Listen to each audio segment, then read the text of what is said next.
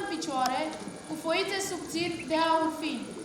Drept ochi, avea două safire sclipitoare, iar un rubin mare, roșu, scântăia pe mânerul spadei sale. Era într-adevăr foarte admirat. Ce statuie frumoasă! Nu mai plângeți, dragii mare. Mă bucur că există cineva fericit pe lume. Mamă, parcă e un înger. Dar de unde știți, doamnă? N-ați văzut pe unul vreodată?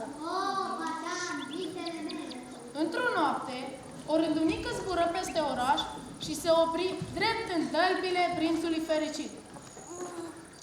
Am un cucuș de aur. Dar tocmai când își văra căpșorul sub aripă, o picătură mare de apă căzu pe el. Ce curios! De ce? Nici urmă de nori.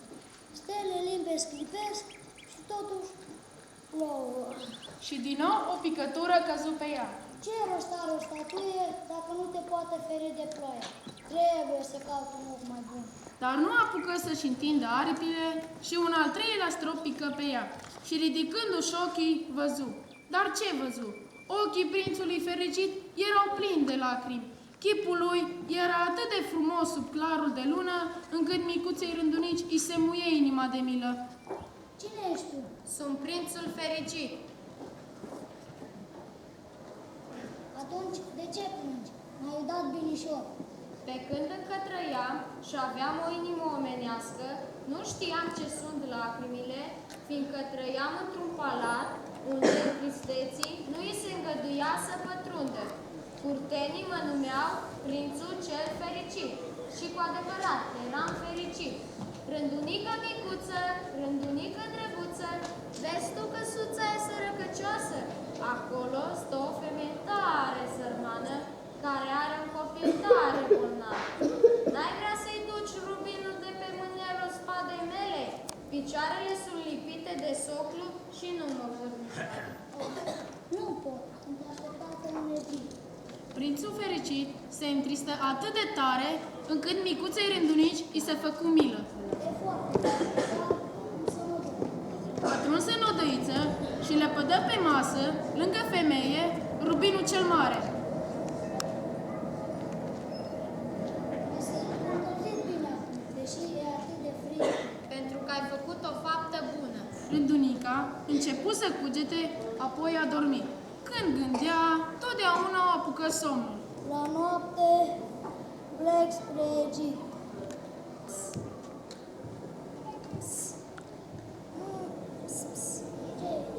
Rândunică, micuță, rândunică, drăguță, n-ai vrea să mai rămâi cu mine încă o noapte? Iarnă și curând va cădea zăpada rece. Undeva departe, la celălalt capăt al orașului, văd un tânăr student.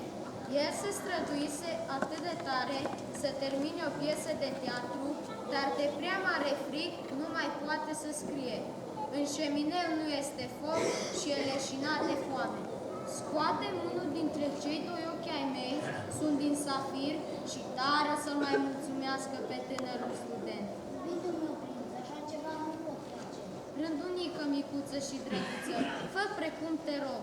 Rândunica smulse ochiul prințului și zbură cu el la mansarda studentului.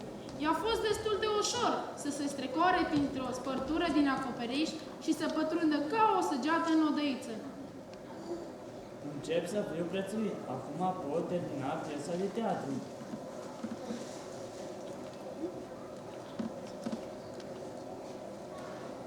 Gata, plec spre Egipt.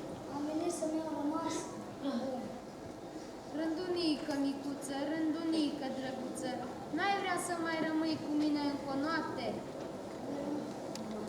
Nu pot, sunt așteptată în Egipt. În piața din vale, o fetiță vinde chibrituri. Ea a pierdut chibriturile pe care trebuia să le vândă, iar tatăl ei o va bate dacă nu se va înapoia acasă cu câțiva bănuți. N-are ciorat și nici ghetuțe în picioare, iar căpșorul ei este descoperit. Scoatem și celălalt ochi și dă-i ei, așa tatăl ei nu o va bate. Rămâne cu tine într-o noapte, dar nu-ți pot scoate ocul, căci vei rămâne orb. Rândunică, micuță și drăguță, fă precum te rog.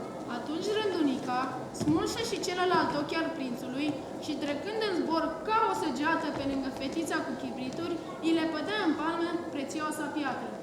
Ce frumos cioculeț de sticlă!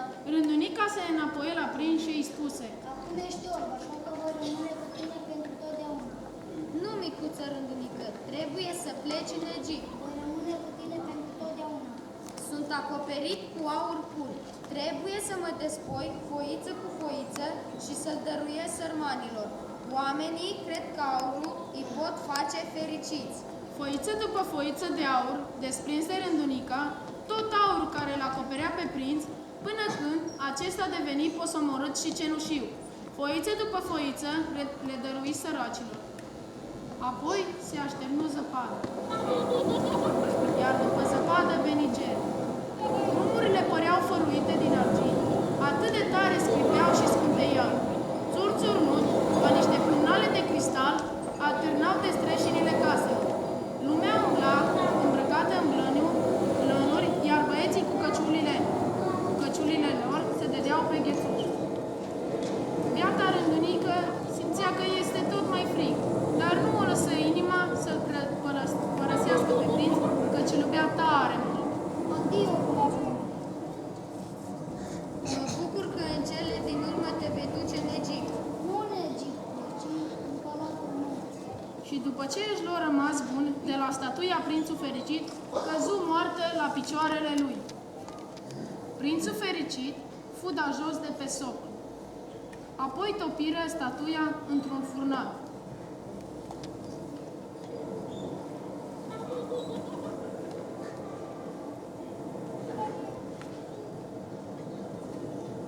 Ce ciudat!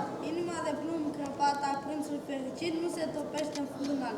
Trebuie să aruncăm. Și o aruncă pe un morman de gunoaie, unde zăcea moartă și rândunica.